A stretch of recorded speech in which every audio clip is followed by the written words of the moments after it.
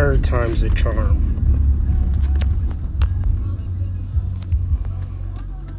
Have to drive past the park because generally you walk past the park, temper tantrums start to rise up. So had to make sure that was, long story short, we good.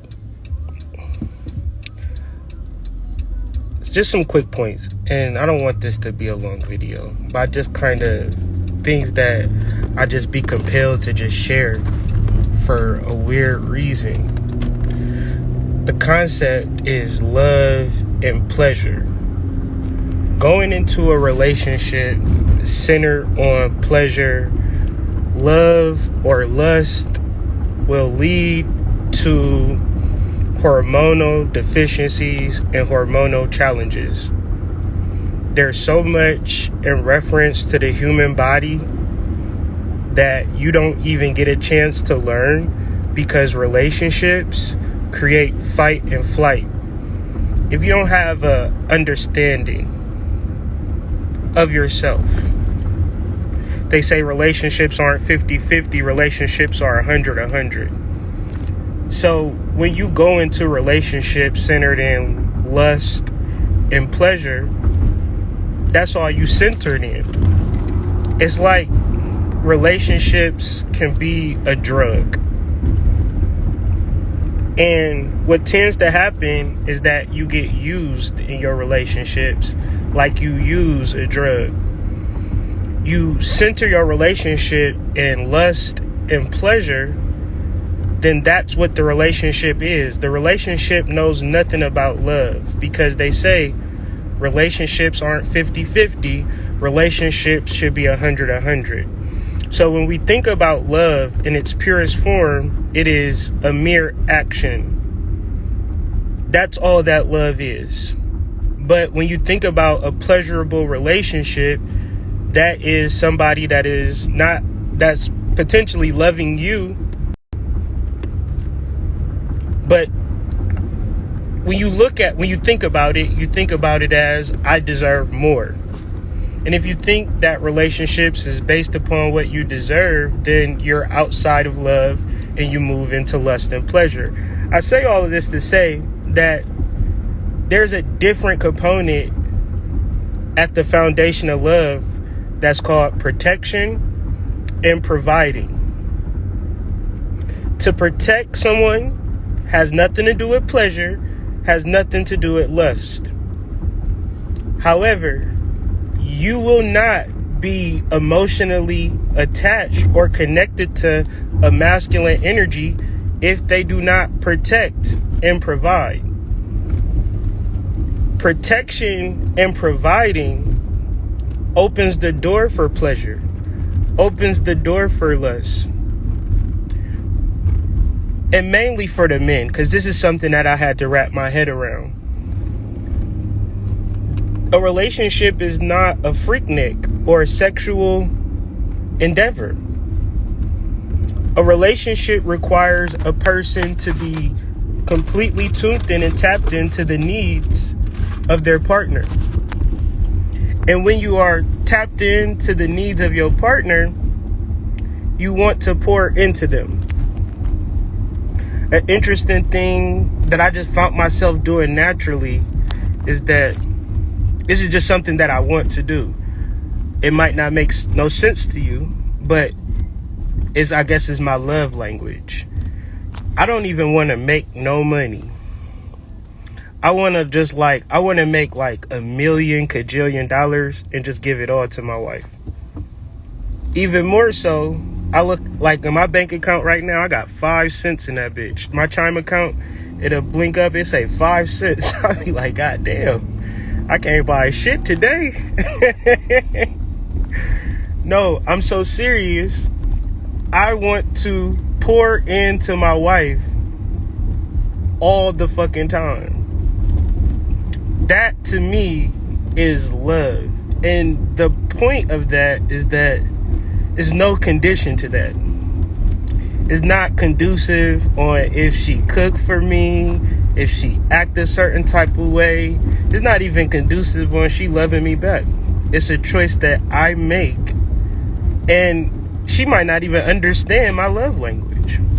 She might not even deem it as an act of love. And this is why I said I got to wrap my mind around it, because love is something that isn't founded in pleasure, nor is it founded in lust, nor is it founded in conditions. It's actually founded in hormones and having a hormonal connection. What I've learned that I'm experiencing when I'm connected to my wife and my children is an influx of the hormone vasopressin. Vasopressin is what I've termed as the daddy hormone, where you are responsible and you care for your household. You got to think of it as an ancestral way outside of your personal pleasure and your personal lust. And I keep saying it to say, you getting into relationships and you having fuckathons, fuck fesses, fuck contests, having sex as if it's a sport, and then the relationship don't work out, and you trying to figure out why is it so? Because there was no protection or providing situation put in place that would facilitate love, would facilitate the hormone of vasopressin. I'm saying, ladies, if he's not protecting or providing, he's fucking you. And the relationship is centered in the realms of pleasure and lust. You've been taught that from TV, music, and movies. Television shows, movies, music songs, friends, and family. And if you really think about sex, it's extremely limited, it's extremely short-sighted, and it don't last that long. But its hormonal implications last forever. And if you are romantically attached to a man that doesn't even think to protect or provide for you, you wasting them hormones on that nigga. That is a sad, sad case. Because your ideologies and your biology say, well, I don't need nobody. And if you didn't need anybody, you wouldn't have a hormonal connection to divine masculine energy. Because you don't need anybody now, but you needed somebody then. So if I did something in the past, such as go to jail or go to prison, and I'm not doing the shit that'll bring me into prison now, don't mean that I ain't never been to prison before. So saying that you don't need a man, saying that you celibate, saying that you abstinence, it only work at the foreground. Because you want to remove and kind of, create the ideology surrounding things that don't even center into your hormones. Your hormones need somebody that you can trust in. Your hormones want you to wake up to somebody that is going to fight for you, that is going to kill for you. In reality, you having sex with somebody that probably don't even like you, let alone protect and provide for you, because what is he protecting? What is he providing for?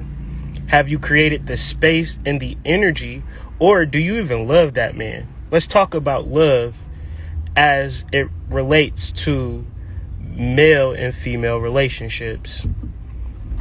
Outside of any box, outside of any standard, if the relationship is to be successful, both partners must pour into each other 90% of the time.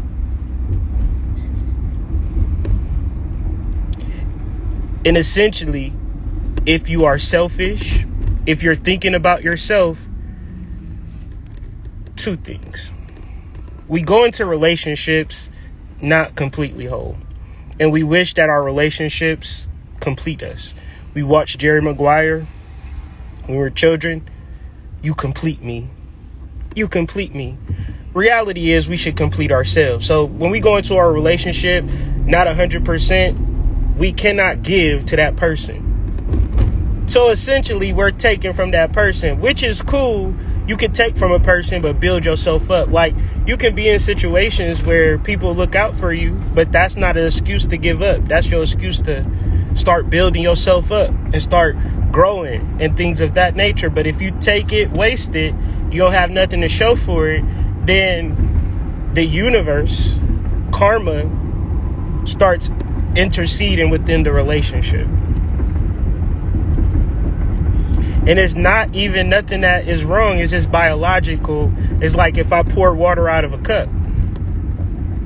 If you're in a relationship and the person that you're in a relationship is pouring into you, eventually their cup will be empty. So a symbiotic, interdependent relationship, it's a necessity that you pour back into that person, but not pour back into that person inconsequentially. You pour back to that person directly how they pour into you. So the example would be, oh yeah, this person does this for me, that for me, but I cook for them, I clean for them, I do this, I do that. If that person can do all of that shit by yourself, you ain't really doing nothing for him or her.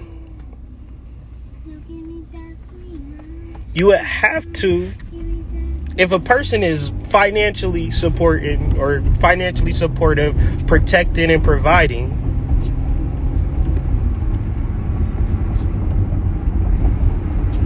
you have to be intuitive, creating new things, because that's the relationship. It grows.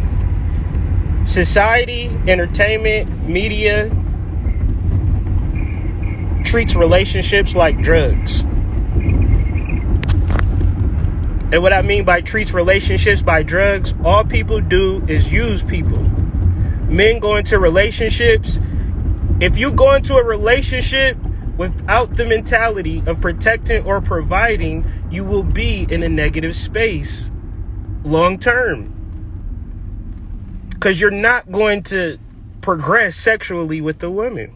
Even if you getting into threesomes, y'all doing different things, like different, all types of sexual stuff, threesomes, that's going to hit a wall. And then you're going to say, what the hell am I in this relationship for? For a sexual situation? It plays itself out. And then you have to say, what, as a man, you have to say, what is the purpose for me getting into a relationship? And if you can't, without a shadow of a doubt, say the purpose of me getting into a relationship is so I can die for this person. So I can pour all of my life into this person for the rest of my life till death do us part, or else I'm going to stay by myself because I'm a hazard to this young lady. This lady is seeking out protection and providing for it, even if she don't know it. Because unconditional love has to be a standard being put forth. And sometimes in reference to unconditional love, you got to experiment and say, well, when we was doing it this way, it didn't necessarily work out. So let's try it a different way.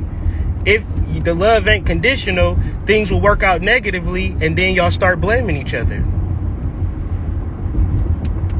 But let's be honest about this. Will negative things happen eventually in the space of life at some point? And if negative things happen, do we have any risk aversion or ways to handle negative things, which I call like relationship skills? Or do we just point fingers and blame each other when things go wrong? Nothing goes wrong if you understand the skills. It's like putting your hand on the stove. If it burnt you one time, meaning that you've been hurt in relationships before. So if you've been hurt in relationships before, then there are steps and skills that you can learn to go into relationships and be successful and thrive in those relationships if you've had negative relationships. But if you don't learn and progress within yourself to be 100% in the next go around, the same thing is going to happen. Because relationships don't mess up by happenstance. Relationships mess up because human beings don't have the skills to function within them or function outside of them, or how to heal or how to benefit or how to pour into one another, relationships have grown to be status symbols and pornography scenes. Exterior, outdated models that need to be understood. There's a difference between a man that wants to protect and provide for you versus a man that wants to have sex with you. And when you're in a relationship with that woman right now, you got to think, do I just want to have sex with her, or do I want to give this woman my life? Because if you want to give the woman your life, then you know that when troubles come, when issues come, you'll stand in there and figure the shit out. But if you end a relationship for the sexual benefit, for the sexual gain, when the emotional shit comes up, when the inner child stuff comes up, when the menstrual issues come up, when the sexual trauma things come up, it's time for us to get in the car and run real fast. Do the dash. And when we run away from our sexual relationships, we're making the world that much of a worser place.